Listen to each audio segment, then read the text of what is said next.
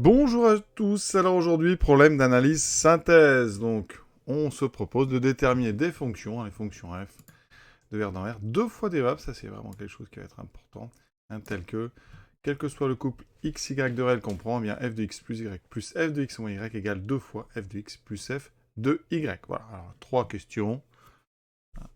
Donc, première question tout de suite, calculer f0, montrer que f est pair. Ce qu'il faut bien comprendre ici, c'est que quand on vous dit que quelque chose est vrai, quel que soit x, y réel, eh bien c'est que vous pouvez choisir vous-même x, y, qu'est-ce que vous écrirez, ça vrai. Donc ici, pour obtenir des informations sur f de 0, on va pouvoir essayer. Donc on pose x et y égaux à 0. Donc on choisit, ou on pose, on choisit x égale y égale à 0. On obtient donc f de 0, parce qu'x plus y ça fait 0, plus f de 0 moins 0, ça fait 0, égale 2 fois f de 0 plus f de 0. Ici, à gauche, on a 2f de 0. À droite, on a 2 fois 2f de 0. D'accord? Donc on a 2f de 0 à gauche, 4f de 0 à droite. Donc si on met tout du côté droit, on obtient 0 égale 2 fois f de 0. On divise par 2, donc on obtient f de 0 égale 0. Si déjà, première chose de fait. Donc, si f est solution, on dit bien si parce qu'on n'est pas sûr qu'il y ait des solutions, eh bien, f de 0 vaudra forcément 0. Deuxième chose, on vous demande de parler de parité. Alors la parité, ça fait intervenir, je vais rappeler quand même, une fonction f définie sur R, f pair sur R, ça équivaut à quoi? Il faut montrer que, quel que soit x appartenant à R, f de moins x est toujours égal à f de x. Et donc l'idée ici, c'est de faire apparaître un nombre et son opposé. Alors, on va travailler par exemple sur y. On fixe donc, on choisit x égale 0. D'accord? Donc, on obtient pour tout y appartenant à R, f, alors je vais écrire en blanc, on obtient donc f de 0 plus y, donc f de y, plus f de 0 moins y, donc moins y, égale à 2 fois f de 0 plus f de y. Regardez, ça donne quoi? F de y plus f de moins y. F de 0, on vient de le dire, ça fait 0. Donc ça, c'est intéressant. Il me reste ici égal à ceci. Donc, en mettant le f de y ici à droite, on obtient, pour tout y appartenant à R, le fait que f de moins y est égal à f de y. Donc, on vient de montrer que quel que soit le nombre que vous prenez, qui est y pour l'instant, on a f de moins y égale f de y. Ça, c'est exactement la définition de la parité, mais écrit avec une variable qui est y. Donc ici, f est pair sur R.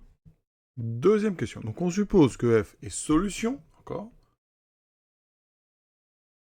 Donc, pour tout x et y appartenant à R2, on peut écrire ceci.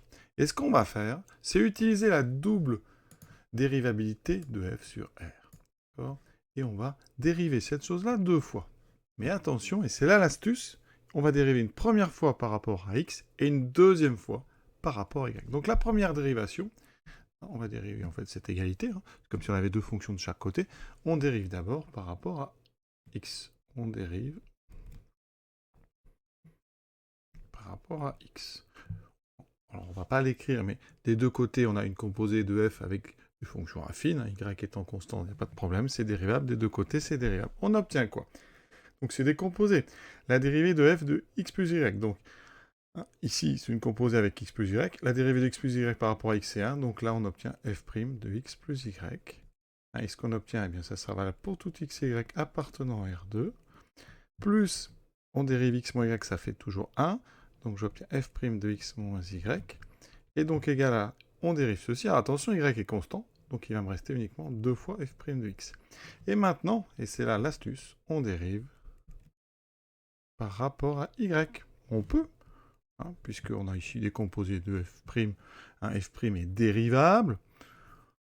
À l'intérieur, on met des fonctions affines, on est sur R, il n'y a pas de souci, on dérive. Et donc, on va, et c'est là vraiment, ça permet d'être décisif. Ici, j'obtiens donc la dérivée de x plus x par rapport à y, c'est 1. Donc, j'obtiens la dérivée seconde de f appliquant x plus y, plus, et attention, je dérive x moins y par rapport à y, et là, il y a un moins qui sort. D'accord? Parce qu'à dériver de x moins y, c'est moins 1. Donc, c'est moins f seconde de x moins y va être égal ici à 0, parce que ça, c'est une constante par rapport à y. Regardez ce qu'on vient d'obtenir. Quel que soit le couple x, y appartenant à R2, on a la dérivée seconde de x plus y, qui est donc égale à la dérivée seconde de x moins y. Et ça, quel que soit x et y. On veut montrer que f seconde est constante. Donc ici, eh bien, prenons un couple, soit grand X, grand Y, appartenant à R2. Et on va résoudre le système grand X égale X plus petit y, et grand Y égale X moins Y. Ça se résout assez simplement. En faisant la somme, par exemple, vous obtenez que X, c'est la moitié de X plus Y. Alors je vais écrire X plus Y, un grand X plus grand Y sur 2. Et pour avoir Y, on fait la différence de la première ligne moins la deuxième, et j'obtiens donc 2y égale à donc x moins y, ça fait donc y, petit y, c'est grand x moins y, divisé par 2. Donc ici, eh bien j'applique ma relation du haut en ici petit x qui sera grand y, enfin grand x plus grand y sur 2, et en petit y qui vaut grand x moins y sur 2. Ça donne ceci. Donc dans ma relation ici que j'ai mis en bleu, je vais remplacer petit x par ceci, petit y par cela, et on obtient f seconde de petit x plus petit y. On a dit que ça faisait grand X. Et ici, petit x moins petit y, ça fait f seconde de grand Y. Donc, qu'est-ce qu'on vient de montrer? Quel que soit le couple xy de R2, eh bien, la dérive seconde en x est égale à la dérive seconde en y. Donc, effectivement, f seconde est une constante. Elle prend toujours la même valeur. Par exemple, la valeur en 0. Donc, f seconde est constante sur R. Or, f seconde constante sur R, mais ça implique quoi? Eh bien, que f seconde est un polynôme du second degré. D'accord? Donc, pour tout x appartenant à R, eh bien f de x s'écrit ax2 plus bx plus c avec a, b et c, 3 réels, donc dans R3. Voilà donc notre analyse, donc bilan d'analyse. On vient de montrer que f est les solutions, alors ça impliquait que f est du second degré et f est pair sur R. Non, on passe à la synthèse. Quelles sont les solutions de ce problème? Pour la synthèse, on va donc prendre f du second degré et pair sur R. Dans ce cas-là, il existe A et C réels tels que, pour tout x appartenant à R, f de x s'écrit ax2 plus c. Alors, je n'ai pas mis de bx, pourquoi? Eh bien, si on prend f de x égale à x2 plus bx plus c, pair, et ça pour tout x appartenant à R, ça veut dire que f de moins x va être égal à f de x. Donc ici, f de moins x, c'est ceci, moins ça, plus ça. Or, f de x égale f de moins x, on arrive vite à la conclusion que ça donne bx égale moins bx pour tout x, d'accord? Et donc, par exemple, pour x égale 1, ça fait b égale moins b, donc b égale 0. Donc quand on a un polynôme de degré 2 qui est pair, c'est que son terme en bx n'y est pas, c'est-à-dire que b vaut 0. Donc on va se limiter à dx carré plus c. Maintenant, eh bien, vérifions si f de cette forme est bien solution de notre problème. Donc, on a d'abord f qui est bien 2 fois dérivable. Alors, on va regarder f de x plus y plus f de x moins y. Ceci, quel que soit x, y, appartenant à R2. Ça donne quoi? Donc, a fois x plus y au carré plus c, plus a fois x moins y au carré plus c. Si je développe rapidement, les termes en x2, j'en ai 2, j'ai donc 2ax2.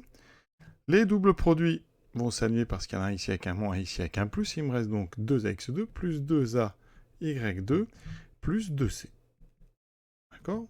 De l'autre côté, il faut que je regarde 2 fois f de x plus f de y. Ça me donnera donc 2 fois ax2 plus 2c, je multiplie par 2, plus 2 fois ay2 plus 2c. Et je trouve 2ax2, ça démarre bien, plus 2ay2, c'est très bien. Par contre, je trouve plus 4c. Et donc, ça veut dire qu'ici, si on veut que f soit solution de notre problème, eh bien, ça implique que c doit être égal à 0. D'accord? Et a est quelconque. Donc,